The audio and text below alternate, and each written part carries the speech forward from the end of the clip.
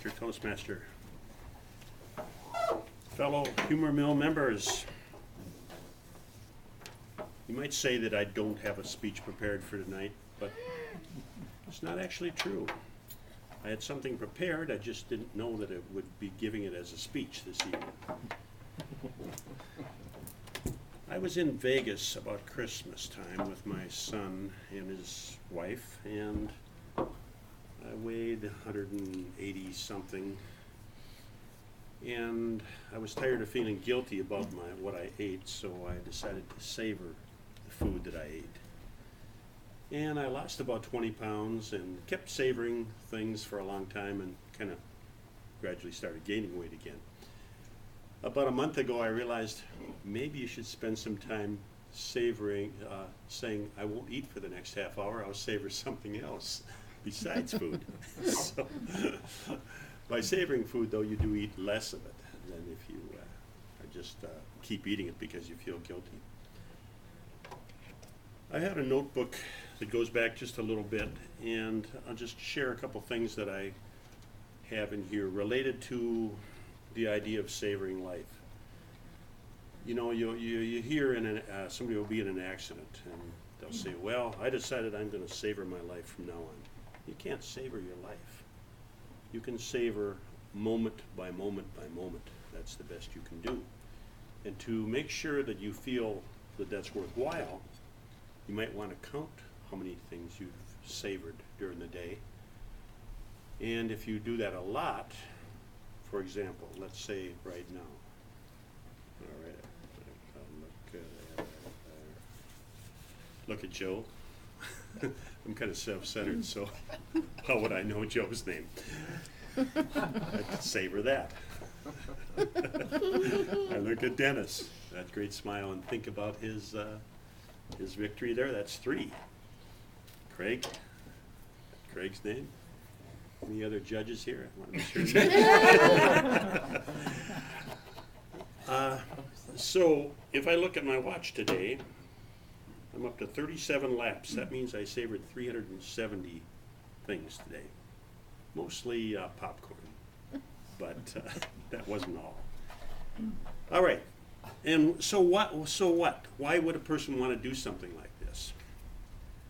Well, the idea is that when in savoring, you want to make that mainly your chief priority. When I walked in tonight, a woman was smoking outside, and I talked about savoring the moment and not hating yourself for smoking or for eating or drinking. Oh, gotta quit drinking. Gotta quit drinking. It doesn't help to hate yourself. That's good. Now maybe I'll savor something else for a second.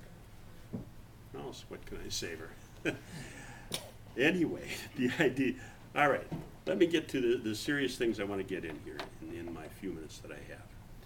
So we can savor the moment, and she and I agreed. She talked about somebody confronting her about smoking, and she said, I don't want to be mean to you, but my mother is dying. She'll be dead, very soon, maybe within an hour.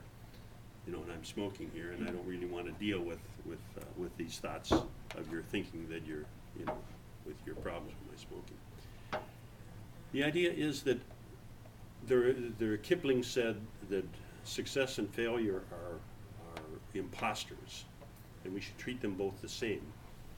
And I didn't know what that meant until I think maybe today, when I realized the law of comparison means that no matter what you do, you can consider it a success or a failure. Remember our skier from Minnesota? She won the big race, and they said, so you're going to win tomorrow and the next day? And she said, I came here to win this race. I'll do my best these other 2 days, but she didn't decide to go with some other level of success. That's the problem, is if you go with success and write down all your successes, success is not the same as feeling good about something. It's not the same as satisfaction. So if you said, well, I'll win the lottery and I'll be on a beach somewhere and I'll be drinking coladas of some sort and living with a colada perhaps, Carla or somebody or both.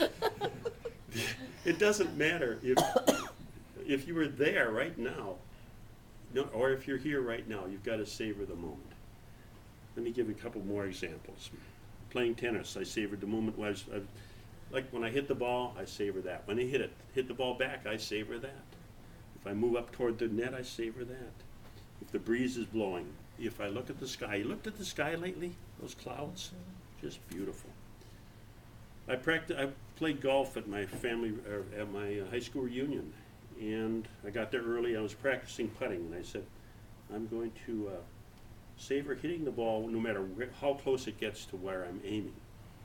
And I think it helped me because when I was playing the actual game, I parred a par 5. I got on 4 and made the putt. So that's kind of did with each shot. You know, I don't care where it goes. It makes it so much more fun. So I think if you do this, your life becomes a process instead of a problem. Resolutions are based on problems. Oh, I got this problem. I'll write down a resolution, and I'll do this, and I'll do this. And you can't do all those things. And even if you did, you would tell yourself, why didn't I do them 10 years ago? You know, you can't win the external world battle. You could be the bravest soldier in the war, but a year later they decide, we're going to give that part back to the other country, where all your friends died on that hill. That belongs to North Shanghai now. Yeah, the people you were fighting. Why would you want to savor moments and get away from that internal judge? Because that's what you have to do if you're going to enjoy life. Otherwise you're in a panic mode, or you're in a drone mode. You're sitting watching TV and saying, geez, I should go do something. Why not say, I'm going to go do something. I'm going to go wash the dishes. But if I don't do it, I'm going to savor, moving my hand. These things are not important until you can't move your hand, until you can't breathe and see.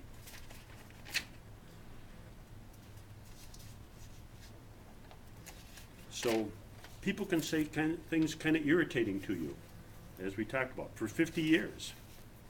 But if you let them bother you for 50 years, that's not really the way to live.